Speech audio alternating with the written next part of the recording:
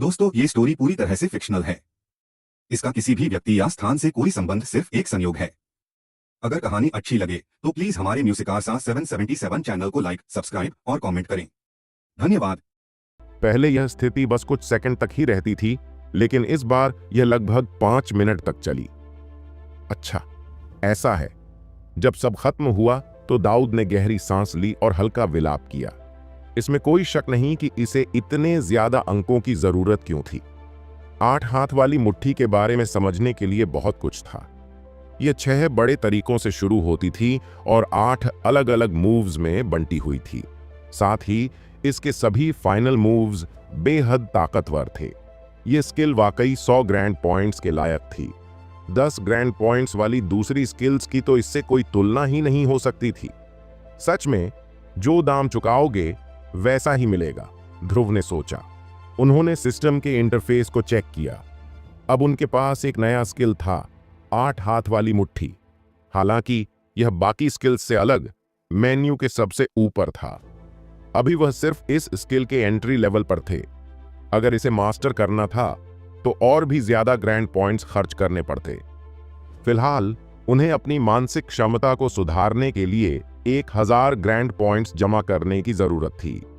शारीरिक क्षमता को अत्याधुनिक स्तर 1 तक पहुंचाने के बाद उन्होंने यह ताकतवर और ब्रूटल फाइटिंग टेक्निक सीख ली थी। अब ध्रुव में नया कॉन्फिडेंस आ गया था। वह यह देखना चाहता था कि उसकी ताकत कितनी आगे तक जा सकती है। जितना वह जानता था उसके हिसाब से जब उसका शरीर और दिमाग सामान्य लिमिट तक थे तो वह टॉप टाइगर रैंकर की स्ट्रेंथ के बराबर था। अब जब उसका शरीर असामान्य सीमाएं तोड़कर एक्स्ट्रॉर्डिनरी लेवल 1 पर पहुंच गया था तो उसकी ताकत ड्रैगन रैंक के बराबर होनी चाहिए थी। टीम ए के नियमों के मुताबिक अगर कोई बैकअप मेंबर ऑफिशियल बनना चाहता है तो उसे टाइगर रैंक से ऊपर ड्रैगन रैंक तक पहुंचना होगा। यानी अगर वह अपनी असली ताकत अभी दिखा दे तो वह सीधा टीम ए का ऑफिशियल मेंबर बन सकता है। लेकिन ध्रुव फिलहाल यह सब दिखाने के लिए तैयार नहीं था। अक्लमंद इंसान के पास हमेशा प्लान भी होता है, ठीक वैसे ही जैसे खरगोश 3 बिल बना लेता है, उसने खुद से कहा। अभी सब कुछ सामने लाने का कोई फायदा नहीं था। वैसे भी उसकी मौजूदा पहचान ही काफी थी। ईस्ट लीग इंटरनेशनल ने जब स्प्रिंगफील्ड में बड़े खर्च किए तो कुछ लोग नाराज हो गए। कुछ इन्वेस्टर्स जो सस्ते में ज्यादा मुनाफा कमाना चाहते थे, कंपनियों के शेयरों की कीमत दबा रहे थे।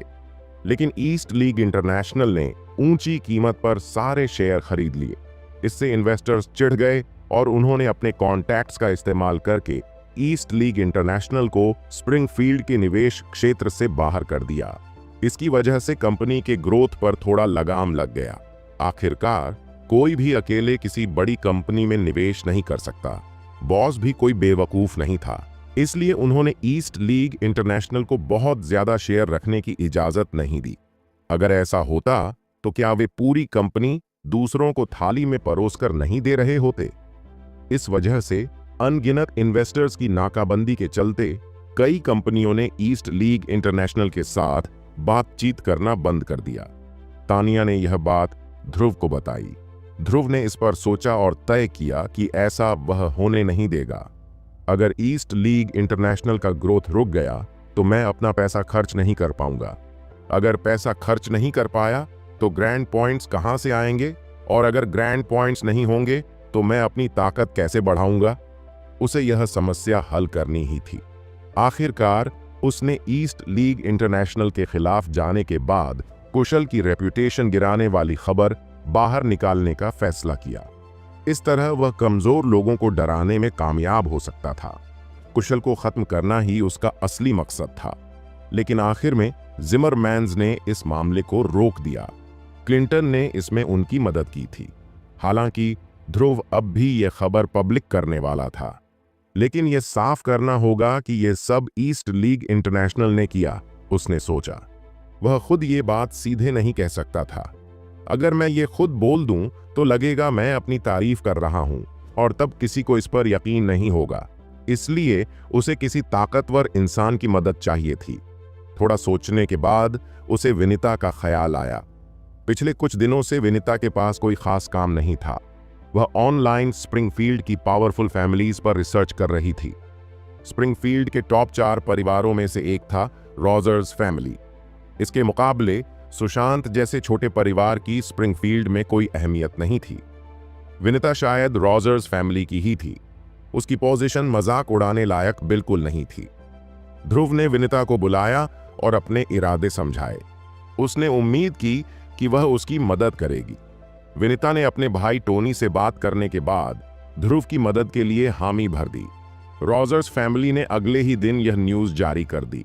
जैसे ही खबर बाहर आई, उन दर्जन भर लोगों में से जो ईस्ट लीग इंटरनेशनल को रोकने के लिए साथ आए थे, कई ने इस्तीफा दे दिया। सबसे पहले ग्रुप से बाहर निकलने वाला व्यक्ति खुद ग्रुप का लीडर और एडमिन था। कुशल को तो खत्म कर दिया गया, अब ये लोग ईस्ट लीग को रोकेंगे? ये तो खुद को मौत के मुंह में धकेलने जैसा होगा। ग्रुप का आयोजक ग्रुप छोड़ते ही अपनी कंपनी को किसी और शहर में शिफ्ट कर गया। स्प्रिंगफील्ड में अब रहना मुमकिन नहीं है। यहां रहा तो एक दिन नष्ट हो जाऊंगा, उसने खुद से कहा। कुशल फैमिली का स्प्रिंगफील्ड में इतिहास था, लेकिन जब इतना बड़ा परिवार एक दिन में गायब हो सकता है तो छोटे लोग भला कैसे बचेंगे? इसके साथ ही ईस्ट लीग इंटरनेशनल ने आखिरकार स्प्रिंगफील्ड में अपनी जगह पक्की कर ली। उधर ध्रुव अब कैपिटल सिटी जाने की तैयारी कर रहा था। मुझे स्पेशल टास्क फोर्स और फाल्कन के लिए औपचारिकताएं पूरी करनी है। इसी समय ध्रुव को साउथ रिवर यूनिवर्सिटी के चांसलर ऑलिवर का फोन आया। मिस्टर कार्सन, नमस्ते, ध्रुव ने फोन उठाते ही कहा। नमस्ते ध्रुव, ऑलिवर ने विनम्रता से जवाब दिया। उन्होंने उस छात्र के सामने कुलपति जैसा दिखावा नहीं किया जिसने यूनिवर्सिटी को 100 मिलियन का डोनेशन दिया था। ध्रुव खुद भी जानना चाहता था कि ऑलिवर ने उसे क्यों बुलाया। वह उसे वापस यूनिवर्सिटी आने को कहने तो नहीं आ सकता था, है ना? आखिर उसने अभी अभी स्कूल को 100 मिलियन का डोनेशन दिया था। क्या यह काव्या की वजह से है? ध्रुव ने सोचा। नहीं, इसे मेरी गलती नहीं माना जा सकता। असली गुनहगार तो ऋषभ था, है ना? ऑलिवर ने अपनी बात शुरू की। ध्रुव, हमारा स्कूल इस साल कैपिटल सिटी के ग्रीनवुड यूनिवर्सिटी में कुछ छात्रों को एक्सचेंज और स्टडी के लिए भेज रहा है। तुम्हारे शानदार प्रदर्शन को देखते हुए हम चाहते हैं कि तुम भी शामिल हो। क्या तुम्हारे पास समय है? ग्रीनवुड यूनिवर्सिटी में जाने का कोटा साउथ रिवर यूनिवर्सिटी के प्रमुखों ने एक मीटिंग में तय किया था। जो भी वहां जा सकते थे वे यूनिवर्सिटी के सबसे बेहतरीन स्टूडेंट्स थे। आखिरकार वे वहां जाकर पूरे साउथ रिवर यूनिवर्सिटी का प्रतिनिधित्व करने वाले थे। हालांकि ध्रुव का परफॉर्मेंस अच्छा था, लेकिन टॉप स्टूडेंट्स के मुकाबले अब भी उसे लंबा रास्ता तय करना था। जहां तक इस बात का सवाल था कि उसे यह मौका क्यों मिला, तो इसका क्रेडिट उसके 100 मिलियन के डोनेशन और उसकी रहस्यमय पहचान को जाता था। यूनिवर्सिटी का कोई भी हेड इस वक्त इस कैश काउ को नाराज नहीं करना चाहता था। अगर ये अभी पढ़ाई के दौरान 100 मिलियन का डोनेशन दे सकता है, तो कौन जानता है कि भविष्य में और कितना देगा।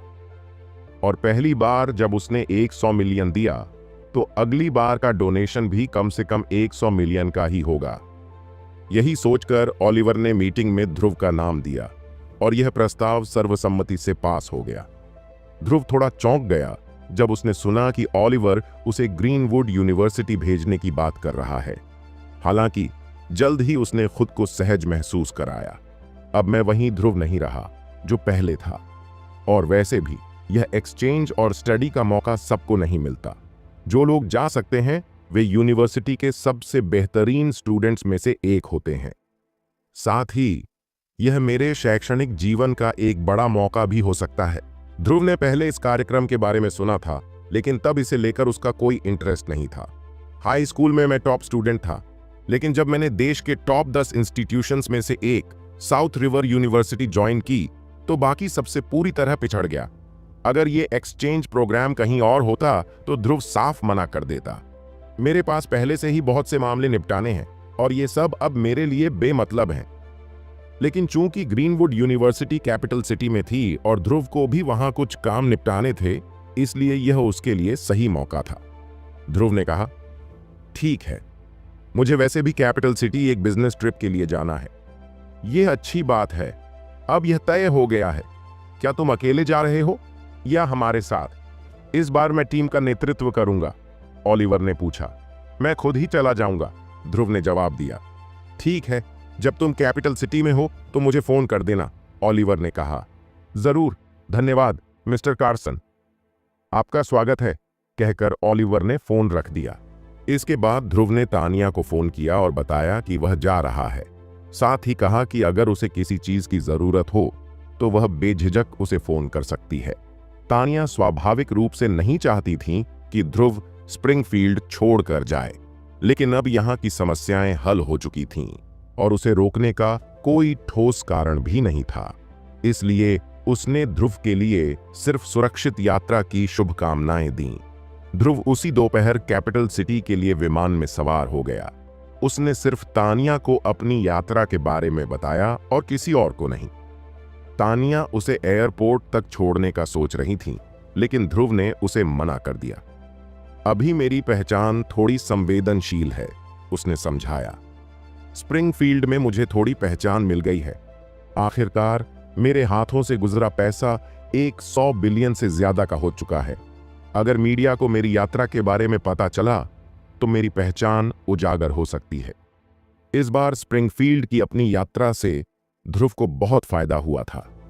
ईस्ट लीग इंटरनेशनल ने न सिर्फ अपने विकास में भारी सुधार किया, बल्कि उसकी खुद की क्षमताओं में भी सुधार हुआ। साथ ही उसके शानदार अंक लगातार बढ़ रहे थे। उसे पूरा यकीन था कि वह जल्द ही अपनी दिमागी शक्ति को और बढ़ा लेगा। साउथ रिवर यूनिवर्सिटी चांसलर का कार्यालय। ओलिवर ने अपने कार्यालय में 4 छात्रों को बुलाया। उनके नाम थे हॉवर्ड, लूना, एवा और अमेलिया। ये सभी इस बार के अकादमिक एक्सचेंज प्रोग्राम के लिए चुने गए छात्र थे। वे यूनिवर्सिटी के सबसे बेहतरीन छात्रों में गिने जाते थे। हालांकि इसका मतलब यह नहीं था कि ये सभी छात्र अकादमिक रूप से टॉप परफॉर्मर्स थे। आजकल यूनिवर्सिटी में अच्छे ग्रेड ही सब कुछ नहीं होते, अन्य पहलुओं पर भी ध्यान दिया जाता है। इसके अलावा एक्सचेंज प्रोग्राम के लिए आमतौर पर तीसरे और चौथे साल के छात्रों को ही चुना जाता है, क्योंकि पहले और दूसरे साल के छात्रों को अपनी पढ़ाई पर ध्यान केंद्रित करना जरूरी होता है। जहां तक इस बात का सवाल था कि समिति ने यूनिवर्सिटी द्वारा मान्यता प्राप्त 3 सुंदरियों को क्यों चुना, यह फैसला भी व्यापक सोच के साथ लिया गया था। सबसे पहली बात, वे तीनों पढ़ाई में बहुत अच्छी थीं। दूसरी बात, वे सभी प्रतिभावान थीं और कई क्षेत्रों में निपुण थीं। और चूंकि वे ग्रीनवुड यूनिवर्सिटी में साउथ रिवर यूनिवर्सिटी का प्रतिनिधित्व करने जा रही थीं, तो यूनिवर्सिटी किसी ऐसे व्यक्ति को नहीं भेज सकती थी जो देखने में प्रभावी न लगे। जब दूसरे यूनिवर्सिटी के छात्र देखेंगे कि हमारा प्रतिनिधित्व करने वाले छात्र इतने प्रभावशाली हैं, तो यह हमारी यूनिवर्सिटी की प्रतिष्ठा बढ़ाएगा, ओलिवर ने उन्हें समझाते हुए कहा। आप सभी अब जाकर तैयारियां शुरू कर दीजिए। कल कैपिटल सिटी के लिए रवाना होना है। वहां हमारे यूनिवर्सिटी और ग्रीनवुड यूनिवर्सिटी द्वारा संयुक्त रूप से आयोजित शैक्षणिक आदान प्रदान में हिस्सा लेना है। ठीक है सर, हॉवर्ड, एवा और अमेलिया ने एक साथ जवाब दिया, लेकिन लूना ने कोई जवाब नहीं दिया। ओलिवर ने उसकी ओर देखा और पूछा, मिस शोरन, क्या आपको कोई समस्या है? लूना ने ठंडी आवाज में कहा, सर, मैं हाल ही में ठीक महसूस नहीं कर रही हूं और मैं इसमें भाग नहीं लेना चाहती। ये सुनकर अन्य 3 छात्र और ओलिवर हैरानी से उसे देखने लगे। क्या उसने सचमुच ये कहा कि वह इस मौके को ठुकरा रही है जिसके लिए बाकी लोग तरसते हैं? यह ग्रीनवुड यूनिवर्सिटी था, दुनिया के शीर्ष विश्वविद्यालयों में से एक। ऐसे प्रतिष्ठित अकादमिक एक्सचेंज में हिस्सा लेना किसी भी छात्र के लिए एक बड़ा अवसर था। ओलिवर ने समझाने की कोशिश की, मिस शोरन, आपको इस बारे में एक बार फिर सोच लेना चाहिए। यह खुद को बेहतर बनाने का बेहतरीन मौका है। अगर आप बाहर नहीं जाएंगी तो आप कभी यह नहीं जान पाएंगी कि आप और बाकी लोगों में क्या फर्क है। लूना ने ठहर कर कहा, सर, मैं स्वास्थ्य कारणों से नहीं जा सकती, माफ कीजिए। असल में वह कैपिटल सिटी इसलिए नहीं जाना चाहती थी क्योंकि वहां 2 ऐसे लोग थे जिन्हें वह किसी भी कीमत पर नहीं देखना चाहती थी, वेंडी शोरन और जैचरी क्विन। हालांकि वह जानती थी कि उन्हें पूरी तरह से नजरअंदाज करना असंभव है, इसलिए वह जितना हो सके उनसे दूर रहने की कोशिश करती थी। ओलिवर ने धीरे से सिर हिलाया और कहा, ठीक है, चूंकि आपने निर्णय ले लिया है तो मैं किसी और को इस स्थान के लिए चुन लूंगा। हालांकि वह लूना के फैसले से हैरान था, लेकिन उसे मजबूर करना ठीक नहीं था। आपके अलावा भी कई योग्य छात्र हैं, उसने सोचा। लूना का फैसला सुनने के बाद हॉवर्ड का चेहरा थोड़ा गंभीर हो गया। अगर लूना नहीं गई तो वह भी नहीं जा सकता था। हॉवर्ड ने मन ही मन सोचा, मैं यहां साउथ रिवर यूनिवर्सिटी आया ही इसलिए हूं ताकि लूना पर नजर रख सकूं। अगर वह नहीं जाएगी तो मेरे जाने का कोई मतलब नहीं। हालांकि उसने चांसलर से अलग से बात करने की सोची। सार्वजनिक रूप से कुछ कहना विश्वविद्यालय का अपमान करना होगा। थोड़ी देर की खामोशी के बाद हॉवर्ड ने पूछा, सर, क्या इस बार एक्सचेंज प्रोग्राम में 5 छात्र नहीं जा रहे हैं? हम यहां सिर्फ 4 ही क्यों हैं? ऑलिवर ने मुस्कुराते हुए कहा, हाँ, इस बार भी 5 लोग होंगे, लेकिन 5वां छात्र यहां नहीं है। वह सीधे कैपिटल सिटी जाएगा। हॉवर्ड ने उत्सुकता से पूछा, सर, वह कौन है? बाकी तीनों भी अब जिज्ञासा से ऑलिवर की ओर देखने लगे। ध्रुव, ऑलिवर ने शांत स्वर में उत्तर दिया। ध्रुव? हॉवर्ड ने चौंकते हुए ऊंची आवाज में पूछा। यह सुनते ही अमेलिया के चेहरे पर चमक आ गई। ध्रुव कैपिटल सिटी जा रहा है, इसका मतलब मैं उसे फिर से देख पाऊंगी, उसने मन ही मन सोचा। पिछली बार जब ध्रुव अचानक गायब हो गया था, तब से उसने उसे करीब 2 हफ्तों से नहीं देखा था।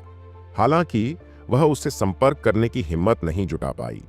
आखिरकार पिछली मुलाकात में दोनों ने लगभग अपनी सीमाएं लांघ दी थीं, और वह जानती थी कि उस स्थिति में गलती उसकी ही थी, जिसने पहल की थी। लड़की होने के नाते वह इसे लेकर थोड़ी शर्मिंदा भी थी। हालांकि उसे यह उम्मीद नहीं थी कि ध्रुव इतने लंबे समय तक उससे संपर्क नहीं करेगा। इससे वह हल्का सा नाराज भी हो गई थी। लूना की प्रतिक्रिया बिल्कुल अलग थी।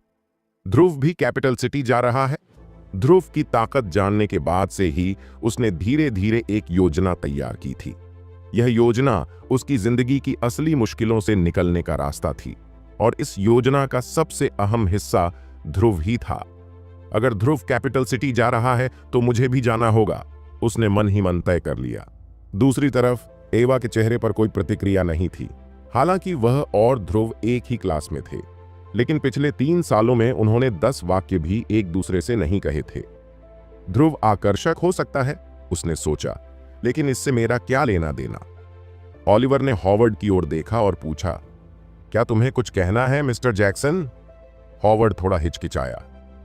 नहीं सर, ऑलिवर ने गंभीरता से कहा, मेरे ऑफिस में इतनी ऊंची आवाज में बात मत करो।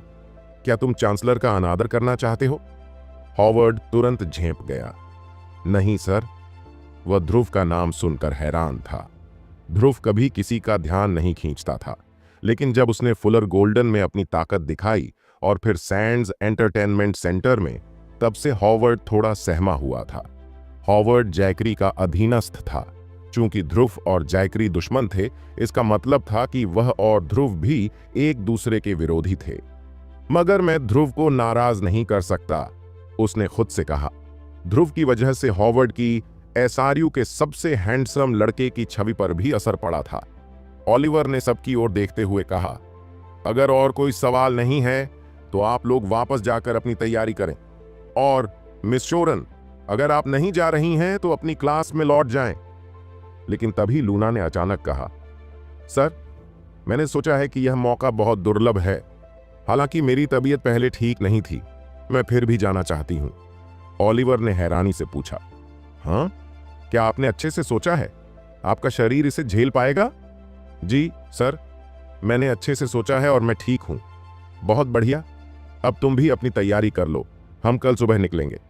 इसके बाद चारों छात्र चांसलर के ऑफिस से बाहर चले गए। हालांकि सब लूना को थोड़ा शक भरी नजरों से देख रहे थे। पहले वह साफ मना कर चुकी थी, लेकिन जैसे ही उसे पता चला कि ध्रुव भी जा रहा है, उसने तुरंत अपना इरादा बदल दिया। यह तो साफ था कि कुछ तो गड़बड़ है। यूनिवर्सिटी में पहले से फैली अफवाहें क्या सच हो सकती हैं? कोई नहीं जानता था कि अफवाह सबसे पहले किसने फैलाई थी, लेकिन कहा जाता था कि जब से ध्रुव ने मार्शल आर्ट क्लब का वाइस प्रेसिडेंट का पद संभाला, तब से उसका और लूना का रिश्ता शुरू हो गया। हालांकि ध्रुव की हालिया गैर मौजूदगी की वजह से अफवाहों ने ज्यादा जोर नहीं पकड़ा। अमेलिया को यह सब बिल्कुल अच्छा नहीं लगा। वह पहली थी जिसने यह महसूस किया कि ध्रुव अलग है, लेकिन अंत में न सिर्फ वह उसे काबू में करने में असफल रही, बल्कि उसके प्रतिद्वंद्वी भी बढ़ गए।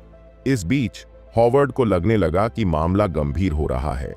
उसने सोचा, मुझे मिस्टर क्विन को इसकी खबर देनी चाहिए। सौभाग्य से वे इस बार कैपिटल सिटी जा रहे थे। एक बार वहां पहुंचने के बाद वह मिस्टर क्विन का इलाका होगा। उस समय चाहे ध्रुव कितना भी ताकतवर क्यों ना हो, उसे उनकी बात माननी ही पड़ेगी। कैपिटल सिटी इतिहास और समृद्ध संस्कृति वाला शहर, इसे दुनिया का सबसे बड़ा अंतरराष्ट्रीय महानगर भी कहा जाता है। हाल के वर्षों में स्प्रिंगफील्ड अपनी भौगोलिक स्थिति के कारण तेजी से तरक्की कर रहा था, लेकिन फिर भी कैपिटल सिटी का दर्जा अभी भी अडिग था। ध्रुव जब कैपिटल सिटी पहुंचा तो उसने तुरंत स्पेशल टास्क फोर्स या फाल्कन से संपर्क नहीं किया। शाम हो चुकी थी। उसने सोचा, पहले आराम कर लूं, कल उनसे संपर्क कर लूंगा। ध्रुव काफी समय से कैपिटल सिटी आने का इंतजार कर रहा था। अब जब वह यहां था तो इस शहर की समृद्ध संस्कृति और इतिहास को करीब से देखने के लिए उत्साहित था। एयरपोर्ट से निकलते ही उसने टैक्सी ली। कार में बैठते ही उसने कहा, ड्राइवर, मुझे सबसे अच्छे होटल में ले चलो। ड्राइवर, जो अधेड़ उम्र का था, ध्रुव के लहजे से समझ गया कि वह स्थानीय नहीं है। साथ ही ध्रुव के कपड़ों को देखकर वह आम इंसान जैसा ही लग रहा था। ड्राइवर ने मन ही मन सोचा, आजकल के युवा बहुत बढ़ चढ़कर बोलते हैं, सबसे अच्छा होटल पूछ रहे हैं जैसे उनके पास ढेरों पैसा है। यह कैपिटल सिटी है, क्या उसे पता है कि यहां के सबसे अच्छे होटल कितने महंगे हैं? यह कहना कोई अतिशयोक्ति नहीं होगी कि ऐसे होटलों में एक रात रुकने की कीमत छोटे शहर में एक घर खरीदने के बराबर होती है। हालांकि चूंकि ध्रुव ने पूछा था तो ड्राइवर ने ज्यादा कुछ नहीं कहा। वह उसे सीधा स्टारी नाइट होटल ले गया, 10 सितारा होटल की मशहूर चेन। ध्रुव को यह अंदाजा नहीं था कि ड्राइवर ने रास्ते में कितने चक्कर काटे। आधे घंटे बाद वह स्टारी नाइट होटल पहुंच गया। उसने कोई सवाल नहीं किया। आखिर गरीब लोगों के लिए जिंदगी आसान नहीं है, उनके पास पैसा कमाने के सीमित मौके होते हैं। ध्रुव ने किराया चुकाया और होटल में दाखिल हो गया। ड्राइवर वहीं रुका रहा। यह लड़का ज्यादा देर अंदर नहीं टिकेगा। ड्राइवर ने सोचा, अंदर के दाम सुनकर वह घबरा जाएगा और बाहर आ जाएगा।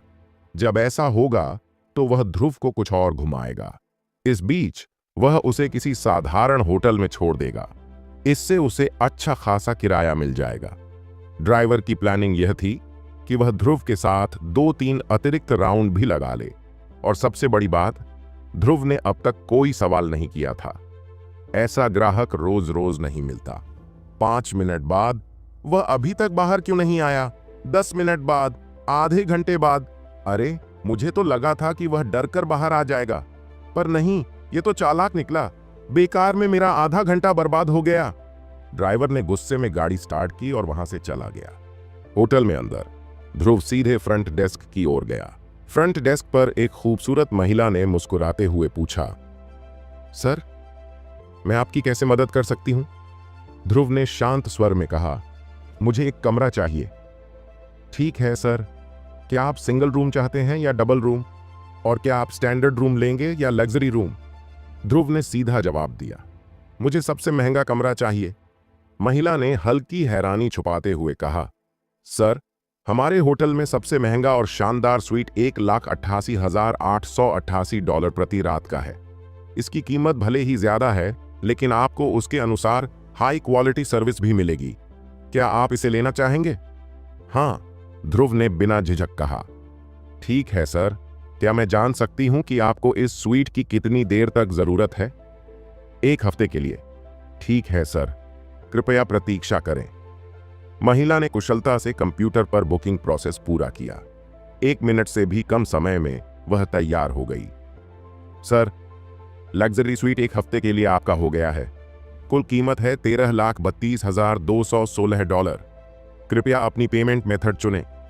ध्रुव ने फिंगरप्रिंट स्कैन के जरिए पेमेंट किया और पुष्टि कर दी।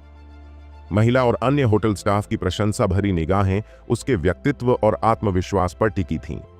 इसके बाद एक अटेंडेंट ने उसे उसके कमरे तक पहुंचाया। कमरा। अटेंडेंट उसे 68वीं मंजिल तक ले गया। सर, यह आपका कमरा है। अगर आपको किसी भी चीज की जरूरत हो तो कमरे में एक कॉल बटन है, उसे दबाते ही हम जल्द से जल्द आपकी सेवा में हाजिर होंगे। ठीक है, धन्यवाद। ध्रुव ने दरवाजा बंद किया, फ्रेश होने के लिए नहाया और फिर आराम से बिस्तर पर लेट गया। सोच विचार। ध्रुव लेटे लेटे सोचने लगा, क्या कैपिटल सिटी में मेरा कोई जानने वाला है? एक अपरिचित जगह पर पहुंचने पर अक्सर यही ख्याल आता है। उसे अचानक याद आया कि हाई स्कूल में उसकी सहपाठी नताशा भी यहीं थी। ध्रुव मूल रूप से एक छोटे से काउंटी से था। बचपन में आत्मसम्मान की कमी के कारण उसके ज्यादा दोस्त नहीं बने। अधिकतर सहपाठी साउथ रिवर प्रांत में रह गए थे। कैपिटल सिटी जैसे बड़े महानगर में दाखिला लेना सबके बस की बात नहीं थी। शायद नताशा ही यहां मेरी एकमात्र जान पहचान है, उसने सोचा। कुछ देर बाद उसने नताशा को एक मैसेज किया, ध्रुव का मैसेज। नताशा, मैं कैपिटल सिटी पहुंच चुका हूं। जैसे ही मेरा काम निपटेगा मैं तुमसे मिलने आऊंगा। तुम ग्रीनवुड यूनिवर्सिटी में हो, है ना? मेरे यूनिवर्सिटी ने मुझे ग्रीनवुड यूनिवर्सिटी में अकादमिक एक्सचेंज प्रोग्राम के लिए भेजा है। लगता है हम फिर से सहपाठी बन जाएंगे। 1 मिनट से भी कम समय में नताशा ने ध्रुव के संदेश का जवाब दिया। नताशा, सच में? ये तो बहुत बढ़िया है। जल्दी से अपना काम खत्म करो, मैं तुम्हारा इंतजार कर रही हूं। ध्रुव, ठीक है, मैं पहले थोड़ा आराम कर लूंगा। अभी प्लेन से उतरा हूं, थोड़ा थका हुआ हूं। शुभ रात्रि। नताशा, ठीक है, आराम करो, शुभ रात्रि। संदेश भेजने के बाद नताशा के चेहरे पर अनजाने में मुस्कान तैरने लगी। संयोग से मिंडी, जो उसके सामने बैठी थी, ने यह देख लिया। मिंडी, नताशा, क्या ध्रुव कैपिटल सिटी आ रहा है? नताशा ने उसकी बात अनसुनी कर दी। वह अब भी अपने फोन को देख रही थी और मुस्कुरा रही थी। मिंडी, थोड़ा जोर से। नताशा, कोई जवाब नहीं। मिंडी, अब और जोर से। नताशा। इस बार आवाज इतनी तेज थी कि पास बैठे हंसराज भी चौंक गए। नताशा, हाँ मां, आप इतनी जोर से क्यों चिल्ला रही हैं? मुझे डराने की कोशिश कर रही हैं क्या? मैं बाहर ही नहीं हूं। मिंडी, जोर से बोलने के अलावा और क्या करूं? मैंने तुम्हें 2 बार आवाज दी और तुमने सुना ही नहीं। बताओ, ऐसा क्या खास है जो तुम इतनी खोई हुई हो? क्या ध्रुव कैपिटल सिटी आ रहा है? नताशा, थोड़ा झिझकते हुए, नहीं, उसने कहा कि वह कुछ ही दिनों में आएगा। उसने यह भी बताया कि उसके यूनिवर्सिटी ने उसे ग्रीनवुड यूनिवर्सिटी में अकादमिक एक्सचेंज के लिए भेजा है। मिंडी, आश्चर्य से, ओह, साउथ रिवर यूनिवर्सिटी से ग्रीनवुड यूनिवर्सिटी में एक्सचेंज प्रोग्राम? ये इतना आसान तो नहीं होता। लगता है ध्रुव एसआरयू में अच्छा कर रहा है। वहां से सिर्फ टॉप परफॉर्म करने वालों को ही भेजा जाता है। इस बार हंसराज ने बात की थी। नताशा, गर्व से, बिल्कुल, मैंने हमेशा सही इंसान को पहचाना है। हंसराज की ध्रुव की तारीफ सुनकर नताशा का मन खुशी से भर गया। मिंडी ने गुस्से में हंसराज को घूरा। तुम्हें इतना बोलने की क्या जरूरत थी? मिंडी ने मन ही मन सोचा। फिर उसने खुद को समझाया, तो क्या हुआ अगर ध्रुव अपनी पढ़ाई में अच्छा कर रहा है? उसके परिवार और उसका बैकग्राउंड उसकी सफलता को सीमित कर देगा। वह हमारे मानकों तक कभी नहीं पहुंच पाएगा। थोड़ी देर सोचने के बाद मिंडी ने कहा, नताशा, सुनो, ध्रुव यहां ग्रीनवुड के लिए आया है, ये ठीक है, लेकिन चाहे स्कूल में मिलो या कहीं और, मैं तुम्हें उसके साथ अकेले बाहर जाने नहीं दूंगी, समझी? नताशा, हैरानी से, क्यों? मिंडी, क्योंकि तुम एक लड़की हो। ये सब करना ठीक नहीं है, कुछ शर्म होनी चाहिए। नताशा, शर्माते हुए, मां, आप क्या कह रही हैं? मिंडी, मैं क्या कह रही हूं? तुम दोनों पिछले साल से ज्यादा समय से साथ हो और अब भी पूछती हो कि मैं क्या कह रही हूं। सुन लो, जब तक मैं आसपास नहीं थी तब तक जो करना था कर लिया। अब ये सब बंद करो। और हां, इस बार मैं तुम्हें अकेला नहीं छोड़ने वाली। मैं अब तुमसे बात नहीं करना चाहती। मैं ऊपर सोने जा रही हूं। नताशा अपने लाल गाल छुपाते हुए ऊपर चली गई। नताशा के जाते ही मिंडी का गुस्सा फिर से हंसराज पर फूट पड़ा। मिंडी, हंसराज, ये सब क्या था? हंसराज, हैरानी से, मैंने क्या किया? मिंडी, तुमने क्या किया? क्या अब तुम्हें ध्रुव पसंद आने लगा है? क्या तुम उन्हें साथ लाना चाहते हो? हंसराज, शांत स्वर में, मुझे ध्रुव में कोई कमी नहीं दिखती। हाँ, उसका पारिवारिक बैकग्राउंड थोड़ा कमजोर है, लेकिन जब तक वह मेहनत करके अपनी जिंदगी सुधार रहा है और किसी अच्छे विश्वविद्यालय से ग्रेजुएट करता है, मुझे नहीं लगता कि नताशा को उससे कोई परेशानी होगी। मिंडी गुस्से से, तुम मुझे गुस्सा दिलाने की कोशिश कर रहे हो, है ना? ध्रुव मेरी बेटी के लायक कैसे हो सकता है? वो एक गरीब और पहाड़ी इलाके से आया लड़का है। हंसराज, डियर, थोड़ा सोचो। अगर नताशा ने जोशुआ से शादी कर ली जैसा तुम चाहती हो, तो क्या तुम गारंटी दे सकती हो कि जोशुआ हमेशा नताशा के साथ अच्छा ही रहेगा? बड़े परिवारों के बहुत सारे नियम होते हैं। अगर उन्होंने नताशा को परेशान किया तो क्या तुम उसका साथ दे पाओगी? मिंडी, मैं क्यों नहीं? और तुम जिस बारे में बात कर रहे हो वैसा कुछ नहीं होगा। क्या तुमने नहीं देखा जोशुआ नताशा को कितनी तवज्जो देता है? वह उसे क्यों परेशान करेगा?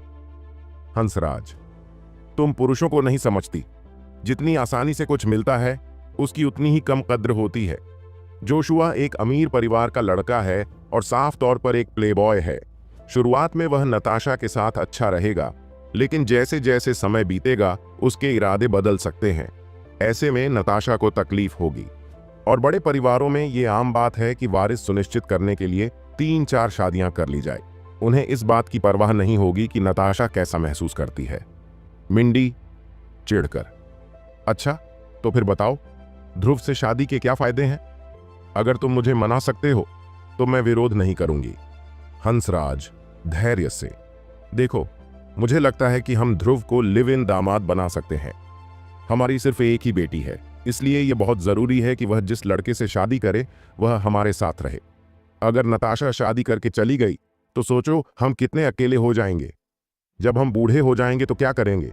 और वैसे भी नताशा और ध्रुव एक दूसरे के काफी करीब हैं। अगर उनकी शादी हो जाती है और वो हमारे साथ रहते हैं तो हम नताशा को हर दिन देख सकेंगे। ध्रुव भी उसे परेशान करने की हिम्मत नहीं करेगा।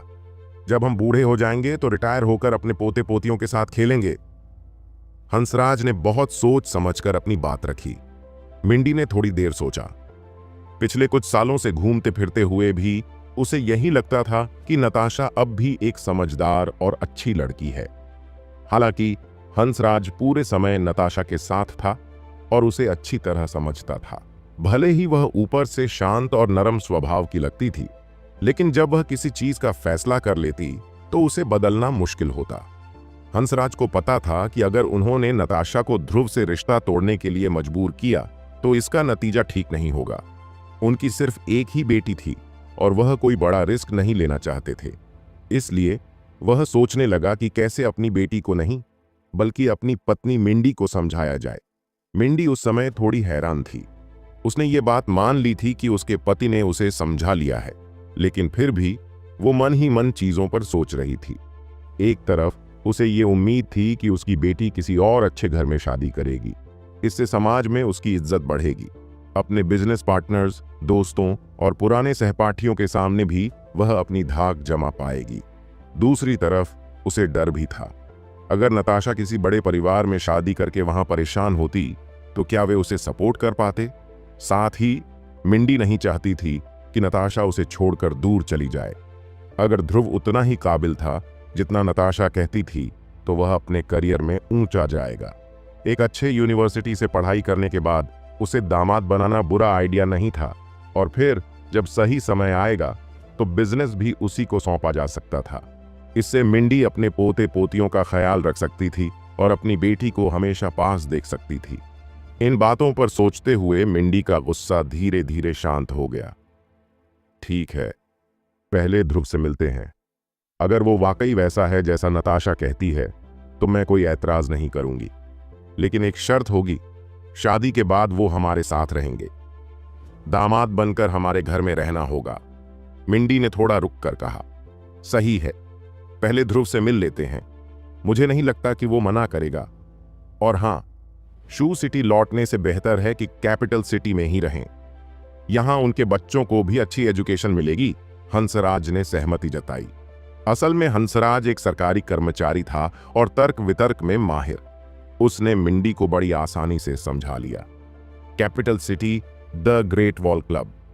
जयकरी आराम से पेट के बल लेटा हुआ था और कुछ यंग लड़कियों से मसाज करवा रहा था। तभी फोन की घंटी बजी। एक खूबसूरत लड़की ने फोन उठाया कॉल रिसीव की और जयकरी के कान के पास फोन रखा। हेलो, कौन है? जयकरी ने लापरवाही से पूछा। मिस्टर क्विन, मैं हॉवर्ड बोल रहा हूं, दूसरी तरफ से आवाज आई। ओह हॉवी, क्या बात है? सर, हमारे यूनिवर्सिटी ने कल के लिए एक शैक्षणिक एक्सचेंज प्रोग्राम रखा है। ग्रीनवुड यूनिवर्सिटी में 5 स्टूडेंट्स को भेजा जा रहा है। मैं और मिस लूना भी साथ होंगे, हॉवर्ड ने बताया। ठीक है, मुझे डिटेल्स भेज देना, बाकी बाद में बात करेंगे, जयकरी ने कहा और फोन कट गया। ओह, लूना भी कैपिटल सिटी आ रही है? ये अच्छी बात है, मैंने उसे काफी दिनों से नहीं देखा। इन दिनों वह कैसी है? जयकरी ने पूछा। बहुत अच्छी है, लेकिन हॉवर्ड थोड़ा रुका। लेकिन क्या? एक और इंसान भी आ रहा है, हॉवर्ड ने कहा। कौन? ध्रुव। ध्रुव भी कैपिटल सिटी आ रहा है? क्या तुम्हें यकीन है? जयकरी ने तुरंत उठकर बैठते हुए पूछा। हाँ, और मुझे तुम्हें कुछ और भी बताना है।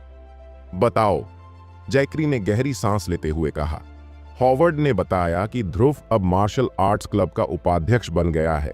लूना और ध्रुव के बीच अफेयर की अफवाहें कैसे फैली थीं और चांसलर के ऑफिस में लूना ने कैसे आखिरी वक्त पर अपना फैसला बदल दिया था। ठीक है, समझ गया। और कुछ? जयकरी ने बिना किसी भाव के पूछा। नहीं मिस्टर क्विन, हॉवर्ड ने सावधानी से जवाब दिया। उसे पता था कि जयकरी का मूड अब खराब हो चुका है। ठीक है, फिर अगर कुछ और हो तो बताना। यह कहते ही जयकरी ने कॉल काट दिया और गुस्से में फोन को पूरी ताकत से दीवार पर दे मारा। तोड़ने की आवाज।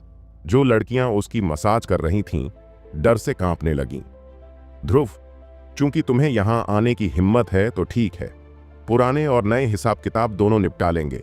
मैं तुम्हें कैपिटल सिटी से जाने नहीं दूंगा, जयकरी ने दांत भींचते हुए कहा। ध्रुव ने न सिर्फ टी फैक्शन के बाकी लड़ाकों के सामने उसका अपमान किया, बल्कि उसकी मंगेतर को भी छूने की हिम्मत की। जयकरी के लिए यह सीधे उसकी इज्जत पर हमला था। चूंकि तुमने राजधानी आने का फैसला कर लिया है, तो फिर मुझ पर निर्दयी होने का इल्जाम मत लगाना। उसे अंदाजा भी नहीं था कि हॉवर्ड ने जयकरी को बता दिया था कि वह ग्रीनवुड यूनिवर्सिटी में होने वाले शैक्षणिक आदान प्रदान का हिस्सा बनेगा, या यह कि कैपिटल सिटी का स्थानीय निवासी जयकरी उसे जाल में फंसाने की तैयारी कर चुका था।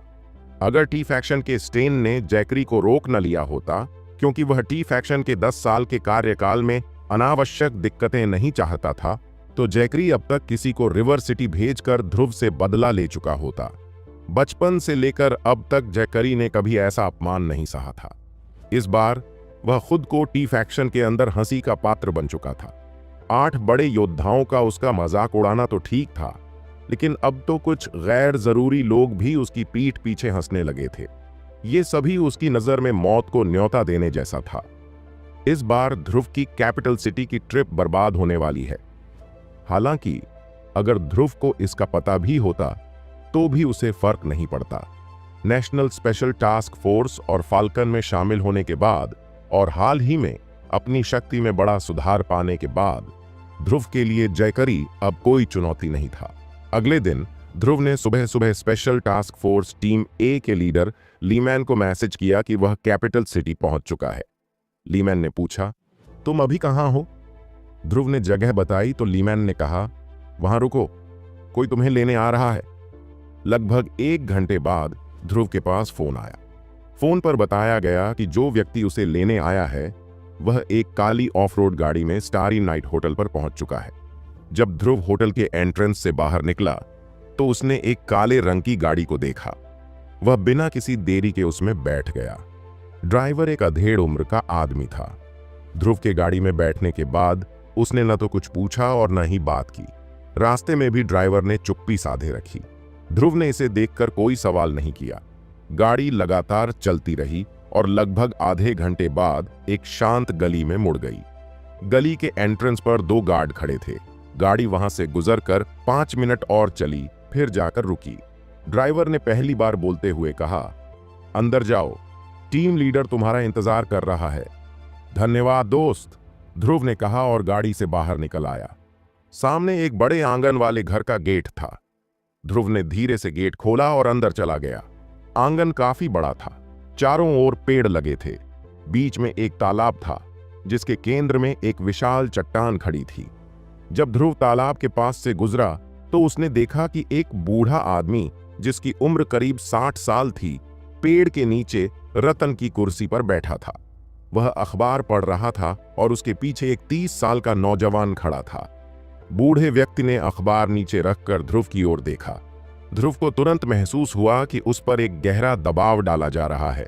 उसने सहज रूप से अपनी आभा का इस्तेमाल करते हुए इस दबाव का प्रतिरोध किया। बहुत ताकतवर, ध्रुव ने मन ही मन सोचा। हम? बूढ़े व्यक्ति ने हल्की आवाज में कहा। यह क्या है? लीमैन को कुछ अजीब लगा, लेकिन उसने कुछ नहीं कहा। फिर उसने अपने पीछे खड़े व्यक्ति से कहा, ऑटिस, जाओ, ध्रुव के दस्तावेज और वह पेपर ले आओ जिस पर उसके साइन चाहिए।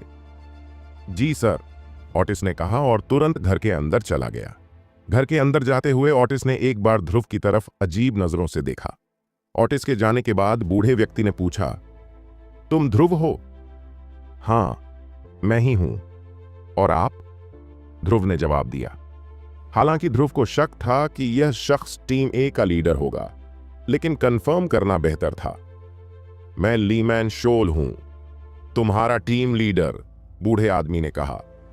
नमस्ते, टीम लीडर शोल, ध्रुव ने विनम्रता से अभिवादन किया। ध्रुव, हमने तुम्हें यहां किसी बड़े काम के लिए नहीं बुलाया। मुख्य रूप से तुम्हें स्पेशल टास्क फोर्स टीम ए के बैकअप सदस्य के तौर पर पहचान देने वाले दस्तावेज सौंपने और एक नॉन डिस्क्लोजर अग्रीमेंट (NDA) पर साइन कराने के लिए बुलाया है। अब तुम देश के सबसे बड़े अधिकारियों में से एक हो, लेकिन हमारे काम की प्रकृति को देखते हुए हमें अपनी पहचान गुप्त रखने की आवश्यकता है, लीमैन ने गंभीरता से कहा। समझ गया सर, ध्रुव ने तुरंत जवाब दिया। टीम ए के बैकअप सदस्य के तौर पर मुझे यकीन है कि तुमने हमारे नियम और निर्देश और अधिकार व जिम्मेदारियां पढ़ ली होंगी, इसलिए मैं उन पर बात नहीं करूंगा, बल्कि मुझे तुमसे एक सवाल पूछना है, लीमैन ने उसकी तरफ देखते हुए कहा। टीम लीडर शोल, आप बेझिझक पूछ सकते हैं, ध्रुव ने कहा। लीमैन ने बिना कुछ कहे ध्रुव को घूरा। ध्रुव भी उलझन में उसकी ओर देखने लगा। अचानक लीमैन ने एक भारी आभा छोड़ी और ध्रुव के सामने आकर सीधा उसे मुक्का मारा। ध्रुव को एक पल के लिए समझ ही नहीं आया कि हुआ क्या। यह क्या था? ध्रुव ने मन ही मन सोचा। अभी तो सब ठीक था, फिर अचानक यह हमला क्यों? चाहे यह परीक्षा हो या कुछ और, इतनी निर्दयता की क्या जरूरत थी? लीमैन का मुक्का इतना तेज और घातक था कि अगर ध्रुव अपनी पूरी ताकत का इस्तेमाल न करता तो गंभीर रूप से घायल हो सकता था। बिना ज्यादा सोच विचार किए उसने तुरंत अपनी सारी ताकत झोंक दी। मन ही मन उसने अपनी 8 हाथ वाली मुट्ठी तकनीक से ब्लैक टाइगर पंच का इस्तेमाल किया और लीमैन के हमले का जवाब दिया। धप! पूरा प्रांगण एक गगनभेदी आवाज से गूंज उठा, जैसे बाघ की दहाड़ हो। ध्रुव को ऐसा महसूस हुआ जैसे एक विशाल बल उस पर आ रहा हो। उसका शरीर खुद ब खुद 10 मीटर पीछे की ओर खिसक गया। अंत में एक बड़े पेड़ के सहारे रुकते हुए उस बल का असर कम हुआ, लेकिन उसका हाथ भयानक रूप से दुखने लगा। यह बूढ़ा आदमी पागल है क्या? ध्रुव ने अपने मन में सोचा। अगर मैंने जल्दी प्रतिक्रिया न दी होती या मेरी ताकत में सुधार न हुआ होता तो यह मुक्का मुझे बुरी तरह घायल कर देता, शायद मार ही डालता। ध्रुव गुस्से में था, लेकिन उसने इसे जाहिर नहीं किया। वह मन ही मन बड़बड़ा रहा था। अगर मैंने कुछ कहा और यह आदमी नाराज हो गया तो क्या पता फिर से हमला कर दे। अभी मेरी ताकत बढ़ी है, लेकिन मैं इसका मुकाबला करने लायक नहीं हूं। भागा हुआ इंसान जिंदा रहता है और जिंदा इंसान फिर लड़ सकता है। इसके अलावा ध्रुव को यकीन नहीं था कि लीमैन उसे सच में मारना चाहता था। आखिरकार उसके पास ऐसा करने का कोई ठोस कारण नहीं था। फिर भी यह घटना ध्रुव के दिमाग में सवाल छोड़ गई।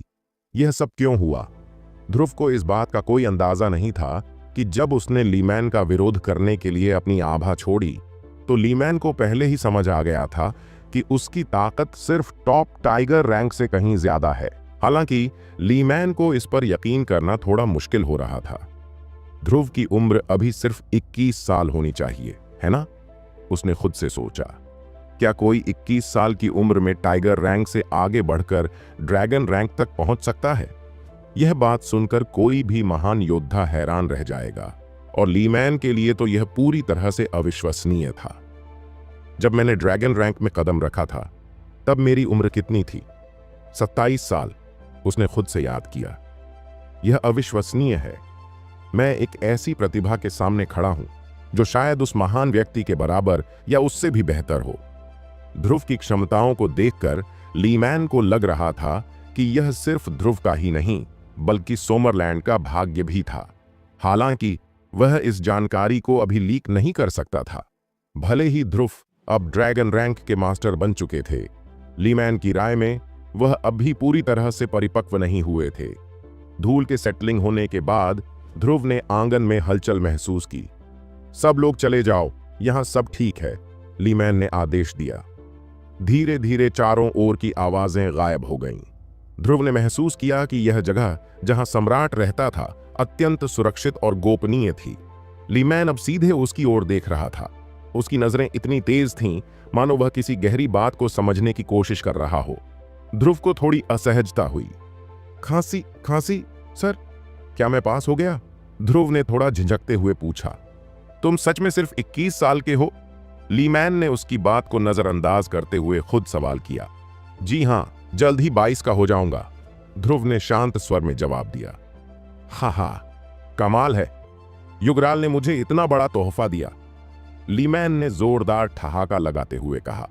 2 घंटे बाद ध्रुव को एक बार फिर वही मध्यम उम्र का ड्राइवर स्टारी नाइट होटल छोड़ने आया। अब ध्रुव स्पेशल टास्क फोर्स टीम ए के आधिकारिक सदस्य बन चुके थे।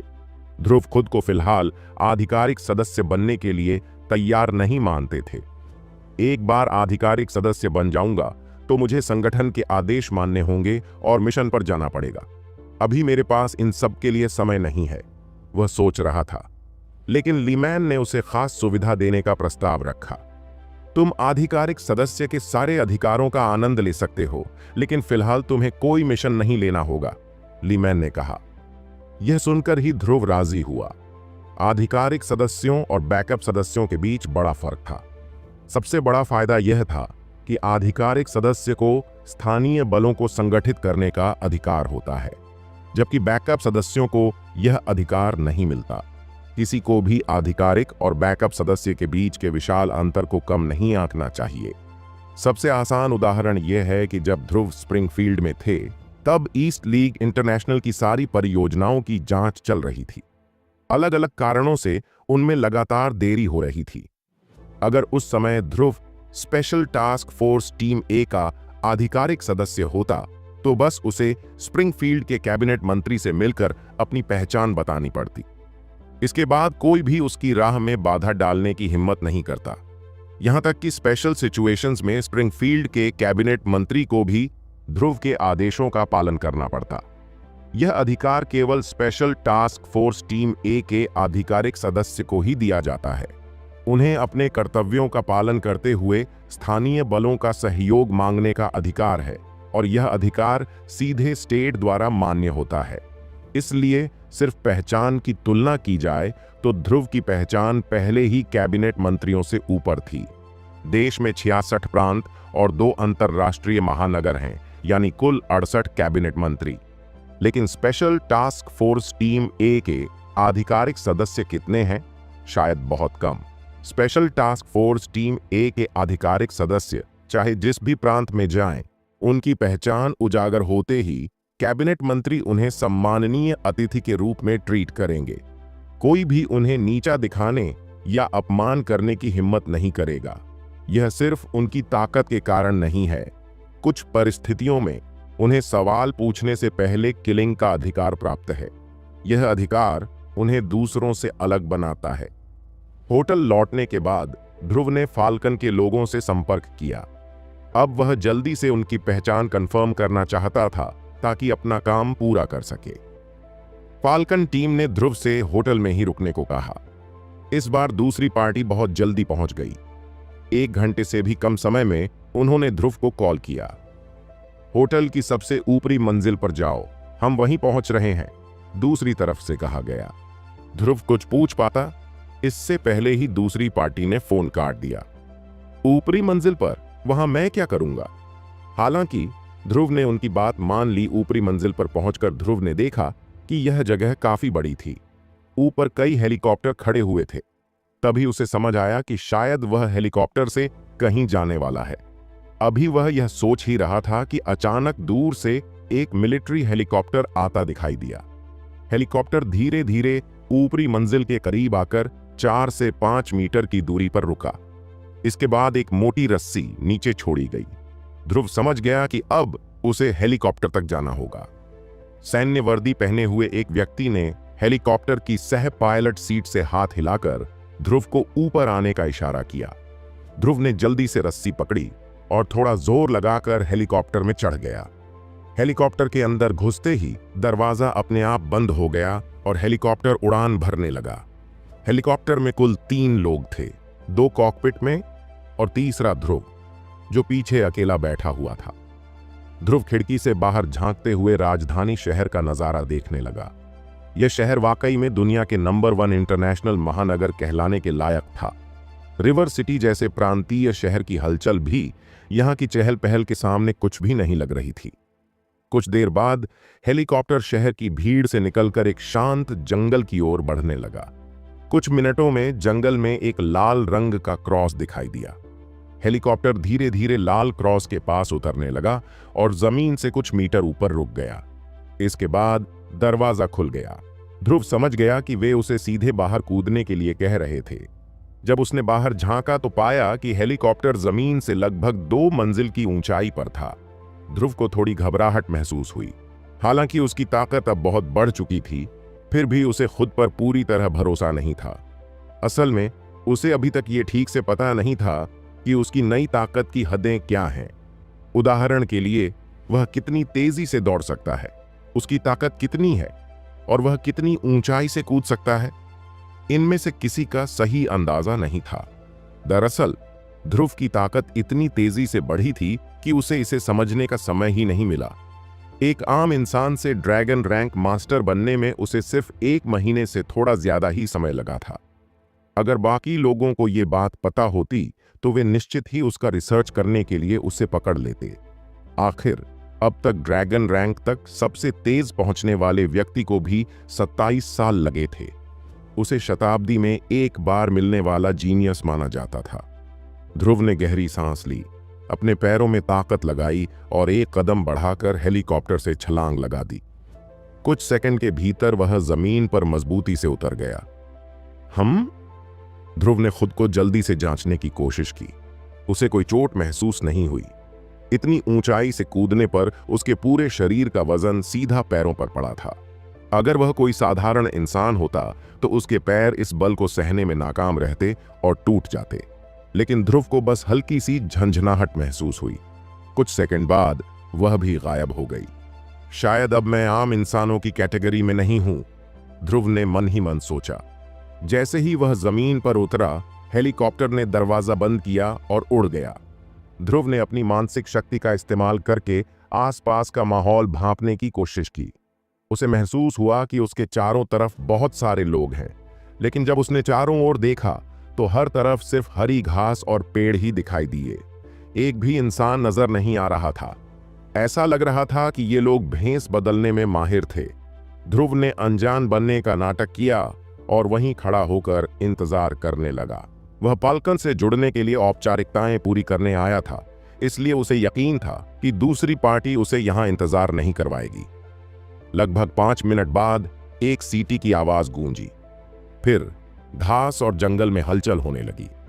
कुछ ही देर में 7-8 लोग धीरे धीरे प्रकट हुए और ध्रुव को चारों तरफ से घेर लिया। क्या आप ध्रुव हैं? उनमें से एक ने पूछा।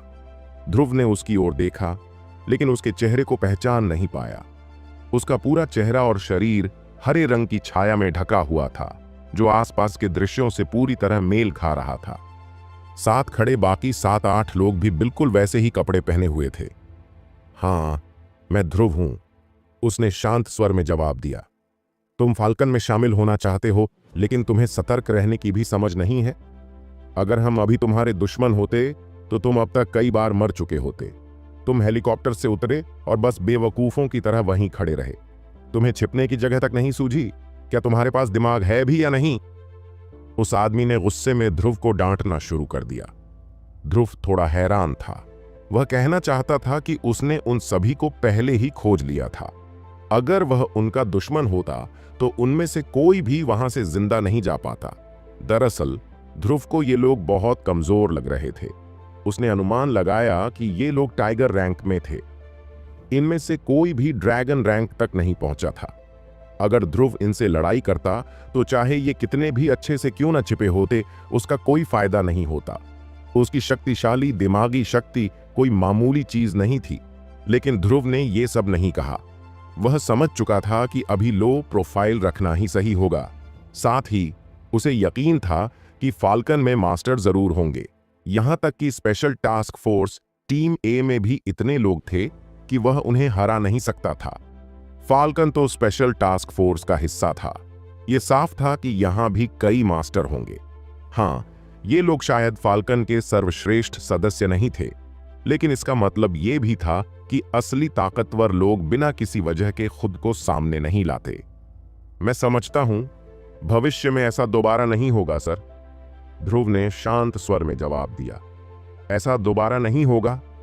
तुम तो अब तक मर चुके होते और तुम भविष्य की बात कर रहे हो। उस आदमी ने फिर तंज कसा। फाल्कन के सदस्य के तौर पर हमें हर समय सतर्क रहना चाहिए। इसका मतलब यह नहीं है कि अगर तुम असफल हुए तो सिर्फ तुम्हारी जान जाएगी, तुम अपने साथियों को भी मौत के मुंह में धकेल सकते हो। उस आदमी का नाम इवान टॉमलिंसन था। वह ध्रुव जैसे लोगों से नफरत करता था, जिन्हें बिना किसी सैन्य प्रशिक्षण या चयन प्रक्रिया के सीधे फाल्कन में भर्ती किया गया था। इस तरह के लोग फाल्कन में इसलिए शामिल हो गए थे क्योंकि वे बड़े परिवारों से ताल्लुक रखते थे। उनका मकसद बस इतना था कि वे खुद को प्रशिक्षित करने का अनुभव हासिल करें और फाल्कन के सदस्य कहलाने का आनंद लें। हालांकि वे सिर्फ फ्रीलांसर थे, फिर भी उनका नाम समूह से जुड़ा हुआ था। फाल्कन का हिस्सा बनना एक सम्मान की बात थी। इसके लिए लोगों ने कड़ी मेहनत की, अपनी जान जोखिम में डाली और मुश्किल ट्रेनिंग के द्वार से गुजरे। लेकिन अब ऐसे लोग जिन्हें सीधे भर्ती कर लिया गया था, उन्हें एक दिखावे की सजावट के तौर पर देखा जाने लगा था। यही वजह थी कि जब इवान को अपने सीनियर अधिकारियों से आदेश मिला कि ध्रुव नामक एक विशेष भर्ती को लेने जाना है, तो उसने ध्रुव को अपनी ताकत दिखाने का मन बना लिया। इवान को पता था कि इससे कुछ नहीं बदलेगा। वह ध्रुव को न तो रोक सकता था और न ही उसकी स्थिति को चुनौती दे सकता था, लेकिन कम से कम वह अपने उन साथियों का बदला तो ले सकता था जिन्होंने ऐसे लोगों की सुरक्षा के लिए अपने प्राण गंवा दिए थे। सर, मैं यहाँ औपचारिकताएं पूरी करने आया हूं, आपकी डांट सुनने नहीं। अगर आप काम करना चाहते हैं तो करें, अगर नहीं करना चाहते तो भी मुझे कोई फर्क नहीं पड़ता। मेरे पास आपकी झिड़कियां सुनने का समय नहीं है, ध्रुव ने गुस्से में जवाब दिया। ध्रुव सच में थोड़ा परेशान हो चुका था। जब वह पहले पार्ट टाइम काम करता था तो उसे इस तरह के कई बॉस और ग्राहकों का सामना करना पड़ा था, खासकर तब जब वह खाना डिलीवर करता था। हालांकि उस समय वह एक गरीब आदमी था, उसके पास कोई विकल्प नहीं था और उसे हर बात सहनी पड़ती थी। लेकिन अब वह दुनिया का सबसे अमीर आदमी था। वह ऐसी बेतुकी शिकायतें क्यों सुनेगा? साथ ही उसे इस बात से कोई फर्क नहीं पड़ता था कि वह फाल्कन में शामिल हुआ या नहीं। स्पेशल टास्क फोर्स टीम ए के आधिकारिक सदस्य के रूप में उसका दर्जा ही काफी था। फाल्कन से जुड़ना उसके लिए बस सोने पर सुहागा जैसा होता। अगर जुड़ता तो अच्छा था, नहीं जुड़ता तो भी कोई बात नहीं। लेकिन अभी उसे यह शिकायत सहने का बिल्कुल मन नहीं था। पिछले 21 सालों से वह इस तरह की बातों से तंग आ चुका था। ध्रुव को लगा कि उसने शुरू में ही इन लोगों के प्रति पर्याप्त सम्मान दिखाया था, फिर भी वह यह समझ नहीं पा रहा था कि ये लोग उसे निशाना क्यों बना रहे थे। ध्रुव का जवाब सुनते ही सिर्फ इवान ही नहीं, फाल्कन के बाकी सदस्य भी उसे उपहास भरी नजरों से देखने लगे। इस लड़के की हिम्मत कैसे हुई कैप्टन टॉमलिंसन से इस तरह बात करने की? हर कोई मन ही मन यही सोच रहा था। यह तय लग रहा था कि अब कुछ बड़ा होगा। सभी जानते थे कि कैप्टन टॉमलिंसन इस तरह के विशेष भर्ती वाले लोगों को सबसे ज्यादा नीची नजर से देखते थे। इवान को इन लोगों से नफरत थी जो योग्यता के बिना बड़े परिवारों के नाम का सहारा लेकर फाल्कन में आ जाते थे। ऐसा लग रहा था कि आज ध्रुव के लिए यह दिन बहुत लंबा साबित होने वाला था। क्या तुम मुझे उकसाने की कोशिश कर रहे हो बच्चे? इवान ने अपनी ठंडी गहरी नजरों से ध्रुव को घूरते हुए कहा, सर, मैं यहां सिर्फ औपचारिकताएं पूरी करने आया हूं। बस मुझे बताइए, क्या आप इसे आगे बढ़ाना चाहते हैं? मैं आपका अधीनस्थ नहीं हूं और सिर्फ सम्मान के तौर पर आपको सर कह रहा हूं। मेरे पास आपके साथ समय बर्बाद करने का वक्त नहीं है, ध्रुव ने उदासीनता से कहा। इवान ने गंभीर लहजे में जवाब दिया, अगर तुम पहले से ही फाल्कन के फ्रीलांसर हो तो तुम मेरे अधीनस्थ हो। मुझे तुम्हें शिक्षा देने का पूरा अधिकार है। ध्रुव ने थोड़ी बेचैनी से कहा, सर, मैंने आपको नाराज तो नहीं किया है ना? आप क्या चाहते हैं? अगर आप इसे आगे नहीं बढ़ाना चाहते तो मैं चला जाता हूं, इवान गुस्से में बोला। मैं तुम्हें सभ्य इंसान बनना सिखाना चाहता हूं। चलो, इस लड़के को एक सबक सिखाओ। उसे बता दो कि फाल्कन बड़े परिवारों के बच्चों के लिए जगह नहीं है। मुझे करने दो। टीम का एक सदस्य आगे बढ़ा। इवान ने चेतावनी देते हुए कहा, उस पर ज्यादा सख्ती मत करना, बस इतना करना कि वो आधे महीने के लिए बिस्तर पकड़ ले। रोजर, कैप्टन टॉमलिंसन, सदस्य ने जवाब दिया। सदस्य ने ध्रुव की ओर देखकर कहा, चलो आगे बढ़ो, मैं तुम्हें पहली 3 चालें चलने दूंगा। ध्रुव ने ठंडी आवाज में पूछा, क्या हम सचमुच ऐसा कर रहे हैं? सदस्य चिढ़ते हुए बोला, क्या बकवास है? मैंने कहा है तो करो। चिंता मत करो, मैं तुम्हें ज्यादा से ज्यादा आधे महीने के लिए बिस्तर पर भेजूंगा। ध्रुव मुस्कुराते हुए बोला, अगर हम सच में लड़ रहे हैं तो तुम मेरे लिए काफी नहीं हो। सदस्य गुस्से से लाल हो गया। क्या तुम मुझे नीचा दिखा रहे हो बच्चे? ध्रुव ने चारों ओर देखते हुए कहा, मैं खास तौर पर तुम्हें नहीं, बल्कि यहां मौजूद सभी लोगों को देख रहा हूं। ध्रुव की इस बात से हर कोई गुस्से में उबल पड़ा। सभी उसे सबक सिखाने के लिए तैयार हो गए। फक। सदस्य ने बस इतना ही कहा था कि ध्रुव तुरंत उसकी ओर बढ़ा। उसने अपने हाथ उसके कंधों पर रखे और दाहिने घुटने से ऐसा वार किया कि वह आदमी तुरंत नीचे गिर गया। बाकी सदस्यों ने भी तेजी से प्रतिक्रिया दी और ध्रुव पर हमला करने लगे, लेकिन ध्रुव की दिमागी शक्ति बहुत तेज थी। उसने एक के बाद एक हमलों से खुद को बचाते हुए जवाबी हमला किया। एक सदस्य के मुक्के और कोहनी के वार से बचने के लिए उसने सिर झुकाया और पलटकर उसे हरा दिया। इन लोगों की गति भले ही तेज थी, लेकिन उनमें से कोई भी ध्रुव को छू नहीं सका। यह उसकी दिमागी शक्ति का कमाल था। यह शक्ति उसे न केवल हमलों को सही ढंग से भांपने में मदद करती, बल्कि तुरंत जवाबी कार्रवाई का भी मौका देती। कुछ ही मिनटों में वहां मौजूद लगभग सभी सदस्य अपनी लड़ने की शक्ति खो बैठे। हालांकि ध्रुव जानता था कि कहां रुकना है। वह सिर्फ इतना करता कि ये लोग अस्थायी रूप से लड़ने की शक्ति खो दें, ताकि उन्हें ज्यादा नुकसान न हो। उसने थोड़ा झुककर एक और मुक्का चकमा दिया, फिर हल्का झुकते हुए अपनी पूरी ताकत झोंक दी। 8 हाथ की मजबूत मुट्ठी और माउंटेन लीन की ताकत पैदा करने वाली स्किल के साथ उसने सीधे कप्तान इवान पर हमला किया। ठप। इवान को तभी एहसास हुआ कि एक जबरदस्त ताकत उसकी तरफ बढ़ रही है। इससे पहले कि वह कुछ कर पाता, उसका शरीर 7-8 मीटर पीछे हवा में उड़ता हुआ जमीन पर गिर गया। अगर वह टाइगर रैंक का मास्टर न होता और उसका शरीर इतना मजबूत न होता, तो ध्रुव का वार उसे गंभीर चोट पहुंचा सकता था। शायद वह पूरी तरह से लाचार हो जाता। अब टीम फाल्कन के 8 मेंबर और उनका कप्तान सब नीचे पड़े हुए थे। कोई भी खड़ा नहीं हो पाया। वहीं ध्रुव अकेला बीच में सीधा खड़ा था। ये बात साफ थी कि फाल्कन के मेंबर्स अच्छी ट्रेनिंग लेकर आए थे। भले ही वे दर्द से कराह रहे हों, लेकिन किसी ने एक शब्द भी नहीं बोला। लेकिन अब उनकी नजरों में ध्रुव के लिए डर और इज्जत दोनों झलक रही थीं। जहां भी ताकतवर लोग जाते हैं, वहां उनका सम्मान होता ही है। ध्रुव ने जमीन पर पड़े लोगों को देखा और हल्के से सिर हिलाया। ये लोग काफी कमजोर हैं, उसने खुद से कहा। ज्यादातर तो नए टाइगर रैंक के हैं।